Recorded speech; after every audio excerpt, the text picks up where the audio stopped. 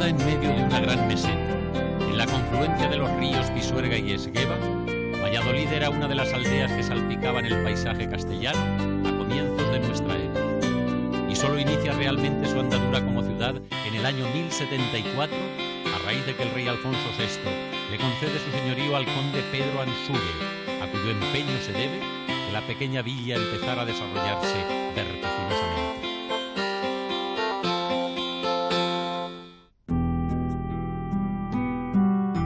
No en vano, Pedro Ansúrez es considerado como el fundador o repoblador de Valladolid. A él se debe además la construcción de la iglesia de Santa María de la Antigua y el Puente Mayor, el primer puente que atravesó el río tutelar de la ciudad.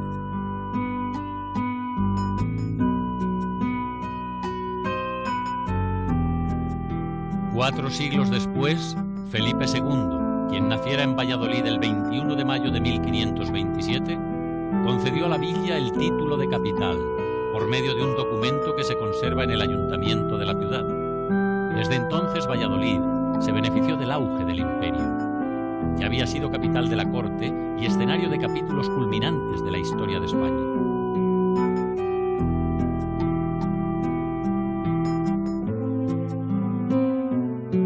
Valladolid es una ciudad monumental.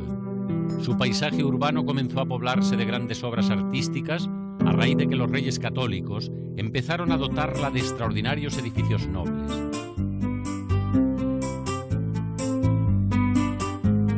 En la actualidad es la ciudad que conserva algunas de las mejores obras del Renacimiento español. Y sin ser exactamente la cuna del castellano, Valladolid sí lo ha sido de brillantes escultores del idioma a través del tiempo, como Núñez de Arce, Bernal Díaz del Castillo, José Zorrilla, Jorge Guillén, Rosa Chacel, Miguel Delibes, Julián Marías y Francisco Umbral, entre otros famosos escritores vallisoletanos que han contribuido a la grandeza de la literatura española.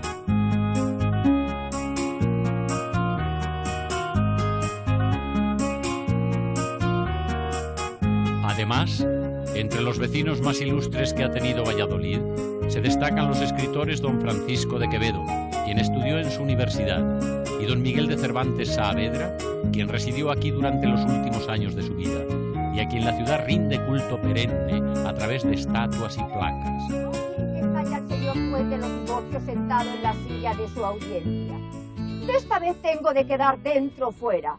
De esta vegara tengo de quedar libre de pedido y alcabala como el gavilán. Por amor de Dios, Mariana, que no almodones tanto tu negocio. Habla paso por la pasión que Dios pasó. Mira que tienes atronada toda la vecindad con tus gritos. Y pues tienes delante al señor juez, con menos voces le puedes informar tu justicia. ¿Qué pendencia traes, buena gente? Señor, divorcio, divorcio y más divorcio. Y otras 1000 veces divorcio. ¿De quién o por qué, señora? ¿De quién? De este viejo que está presente. ¿Por qué? Porque no puedo sufrir sus impertinencias ni estar continua atenta a curar todas sus enfermedades, que son sin número.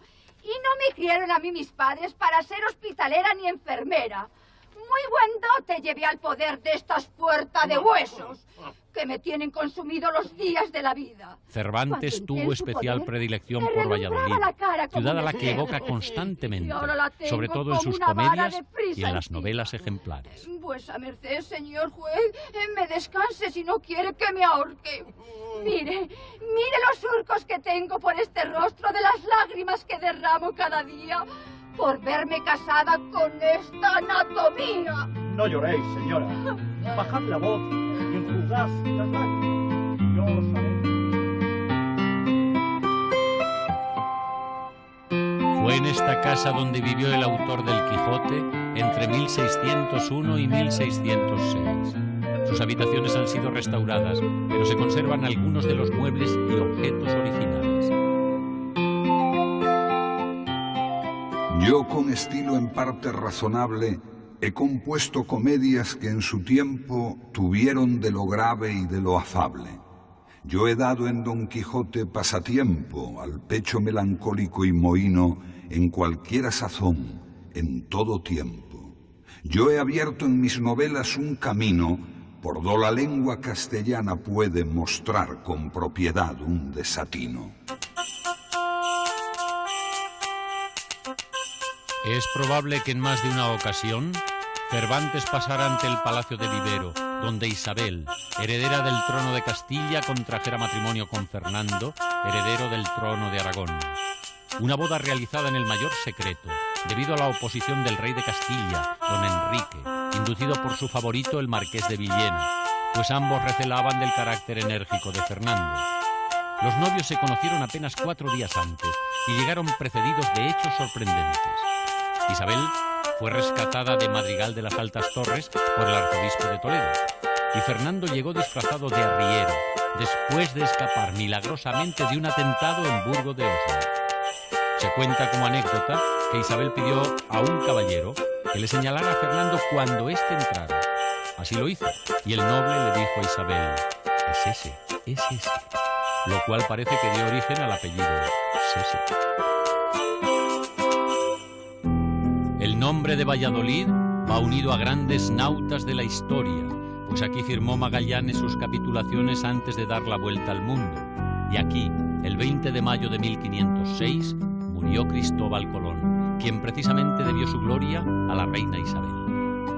Cada una de las arquetas colgadas en la pared de la casa donde rindió su vida el descubridor de América contiene tierra de un país americano. Además de su brillante trayectoria de almirante y descubridor, Colón también merece ser recordado por haber sido autor del diario, que ha sido texto fundamental para el conocimiento de los viajes y la aventura americana, y del cual este museo conserva una copia facsímil. El museo fue edificado a mediados de este siglo, en el lugar donde estaba la casa en la que falleció el almirante y que es copia de la que dejó su hijo Diego Colón en Santo Domingo. Como se sabe, Colón murió ignorando que había descubierto un nuevo continente y todavía convencido de haber arribado a tierras asiáticas.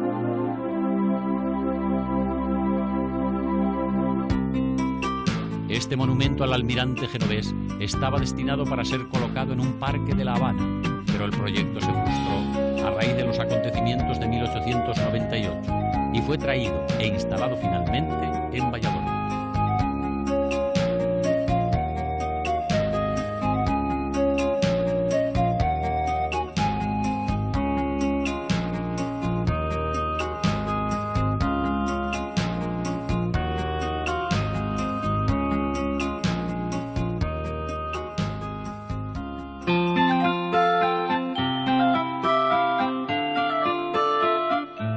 Después del descubrimiento de América, el 7 de junio de 1494, Juan II de Portugal y Fernando el Católico firman aquí en Tordesillas, población a orillas del río Duero, muy cerca de Valladolid, el célebre tratado que fija las líneas de demarcación de las conquistas ultramarinas, y según el cual España cede a Portugal el Brasil a cambio de algunas garantías en el litoral africano.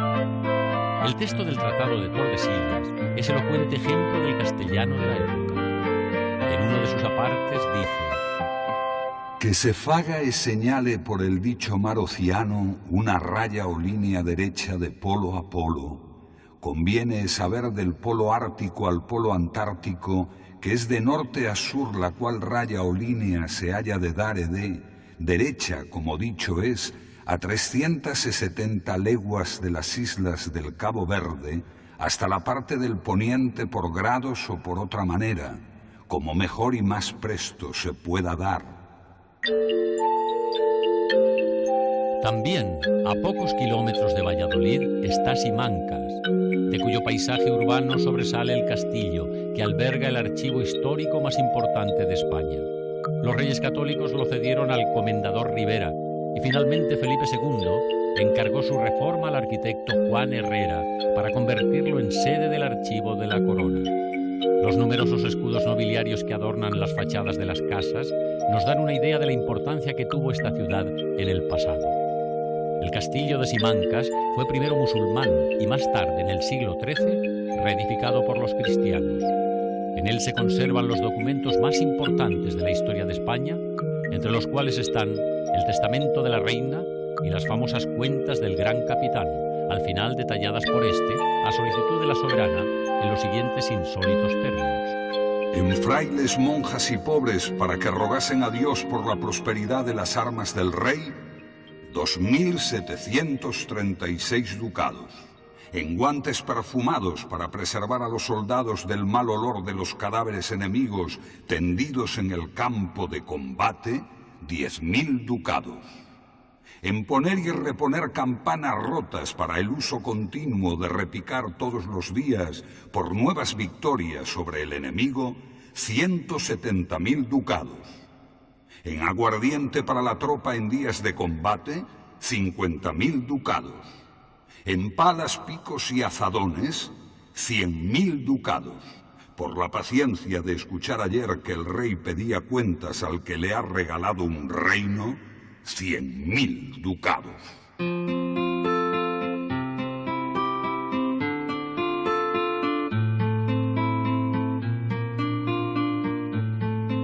Medina del Campo. Fue en este pueblo donde Isabel la Católica testó.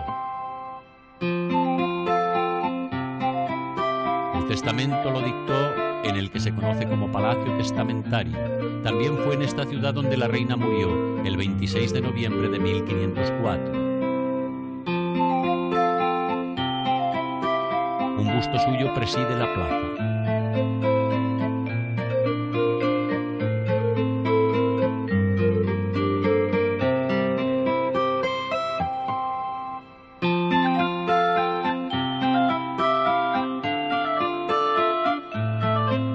Fue a partir de 1477 cuando los reyes católicos comenzaron a frecuentar Medina, ciudad que durante su reinado vivió su época de máximo esplendor, como la capital del comercio del mundo hasta entonces conocido. También fue esta la ciudad que creó la universalmente conocida letra de cambio, como garantía de deudas.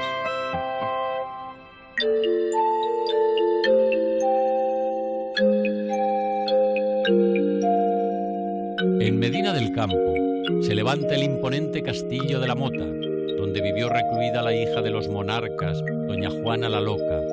Su conjunto, con los torreones, la torre del homenaje, el puente levadizo y los impresionantes fosos, nos traslada al ambiente de la época en que fue erigido. En la actualidad el castillo de la Mota es sede de cursos de verano y de otros eventos culturales. Originalmente fue este un alcázar árabe. Más tarde, el castillo fue convertido en cárcel, siendo uno de sus más famosos presos César Borgia, entre 1506 y 1508. También estuvieron presos don Fernando, duque de Calabria, Hernando Pizarro, hermano del conquistador, el marqués de Coria, el conde de Aranda y el marqués de Siete Iglesias, entre otros.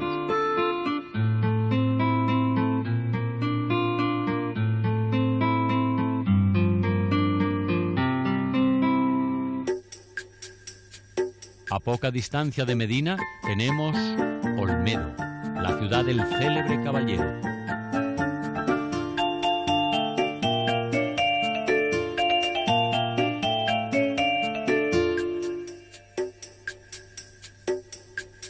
¿Pero existió realmente el caballero de Olmedo?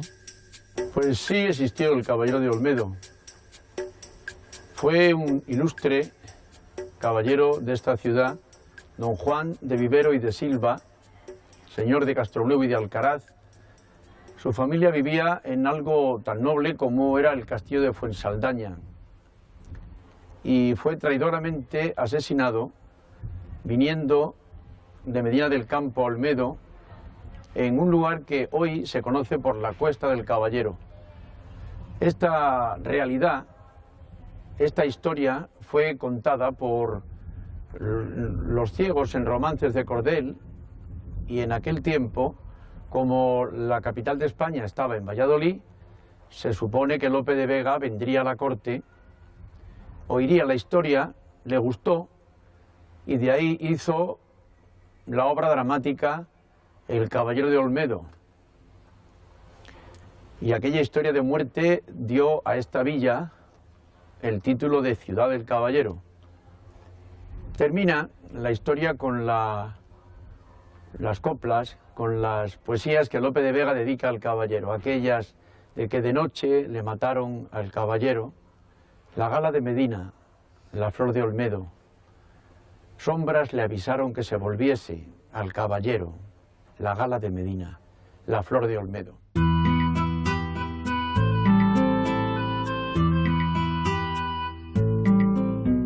A orillas del Duero, a 60 kilómetros de Valladolid y un poco antes de que el río abandone la provincia, se levanta otra impresionante fortaleza, el castillo de Peñafiel, erigido en el siglo XIV.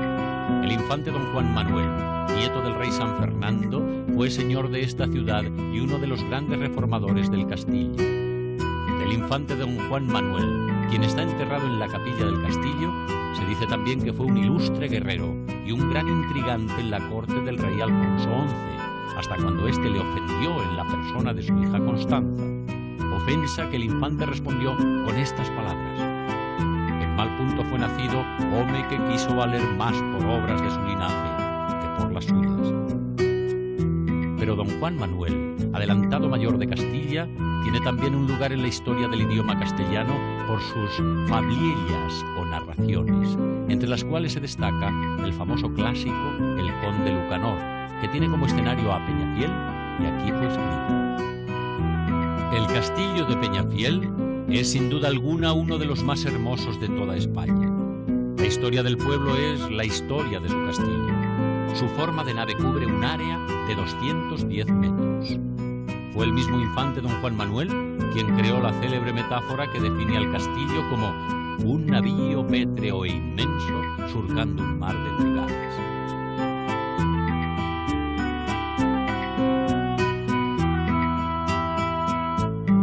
Río abajo, el monasterio cisterciense de Valbuena del Duero, fundado en 1144 por Estefanía Armengol, donde actualmente se ha instalado la Fundación de las Edades del Hombre, cuya primera exposición tuvo lugar en la Catedral de Valladolid.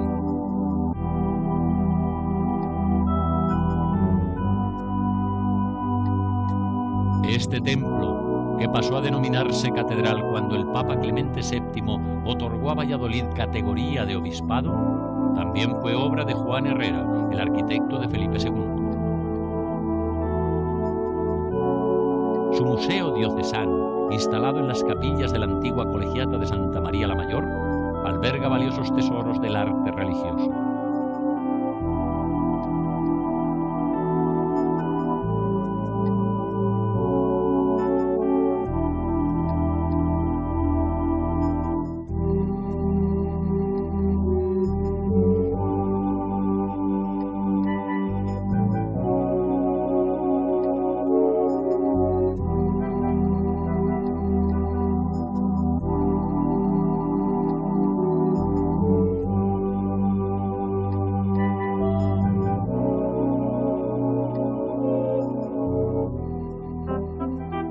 En el Palacio de los Pimentel y en esta habitación nació el rey Felipe II.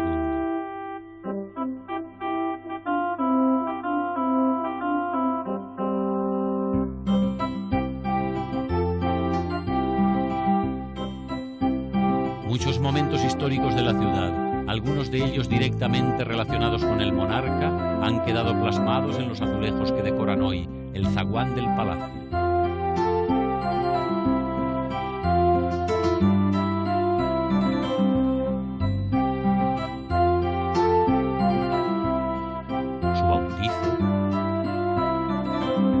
Su proclamación como rey de Castilla, su regreso a Valladolid siendo ya rey, el incendio que asoló a la ciudad y el rey ordenando su reconstrucción. El Palacio de Pimentel se comunicaba con la iglesia de San Pablo a través de un pasadizo provisional montado para facilitar el acceso de los reyes al templo en días de lluvia. Por ese pasadizo llevaron sus padres a bautizar al futuro monarca.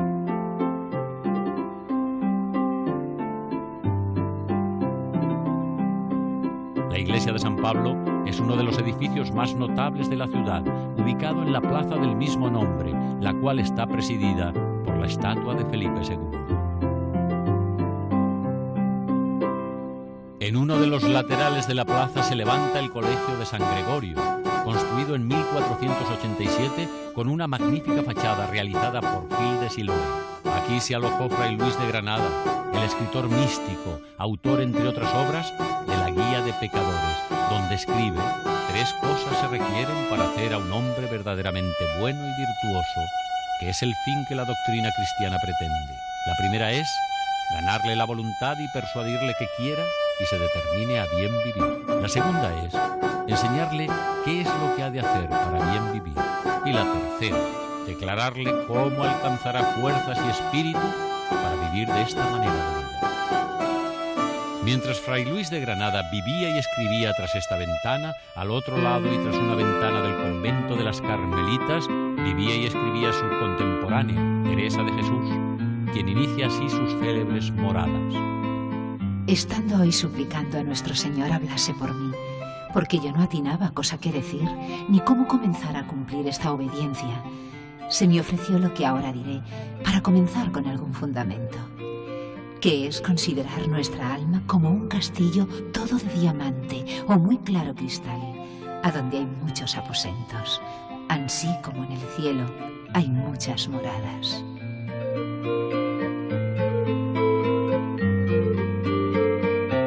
Fray Luis de Granada y Santa Teresa de Jesús son 2 voces sublimes del idioma castellano en el siglo XVI. La Guía de Pecadores y la introducción del símbolo de la fe son las obras primeras de Fray Luis, considerado maestro indiscutible de la ascética española, mientras que Las Moradas, junto con su Camino de la Perfección, son 2 libros clave dentro de la prolífica producción de Santa Teresa, la más representativa escritora de la literatura mística castellana. La coincidente presencia de ambos en el tiempo y en Valladolid es otro de los timbres de orgullo de la ciudad.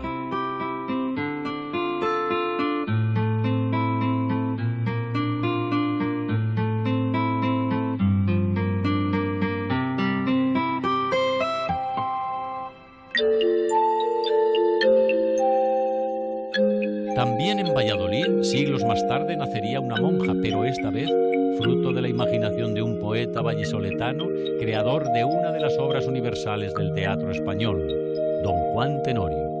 Nos referimos, por supuesto, a José Zorrilla, nacido aquí el 21 de febrero de 1817. La leyenda y la historia fueron los temas centrales de su obra, y su vida romántica tiene mucho que ver con la de su famoso personaje, el Tenorio. De temperamento apasionado, vivió en Francia, en Italia y en México. Su casa está situada a escasos metros de San Gregorio y algo más alejada del convento de las Carmelitas. Además de Don Juan Tenorio, sus obras más famosas son El Zapatero y el Rey, Traidor, Inconfeso y Mártir y Granada. Yendo camino adelante dejaron atrás a Gante y a Brujas y hasta Nieuport no pararon. Desde allí, siempre con mucha cautela, para España dieron vela y cátatelos aquí. Mas, queriendo en Valladolid entrar sin ser vistos, por las breñas del Pisuerga a las aceñas, llegaron de noche a dar. De unas barcas molineras, asiendo una, río arriba llegaron a fuerza viva a tocar en las moreras. Entonces, dando uno de ellos sobre el otro de repente, lo mató, y a la corriente le arrojó por los cabellos. Saltó, ató la barca, abrió la litera y una dama sacando en brazos, es fama que en la sombra se perdió. Valladolid le rinde culto a su ilustre hijo con este hermoso monumento que preside la Plaza Zorrilla y que muestra al poeta recitando, mientras que una musa a sus pies le escucha. Es obra del escultor Aurelio Rodríguez Carretero, realizada en 1899. Fabuloso paisaje de Castilla y del castellano es la muy ilustre Valladolid, ciudad consolera de siglos, sede de cortes, de nacimientos y de bodas reales, así como cuna y residencia de estilistas del idioma.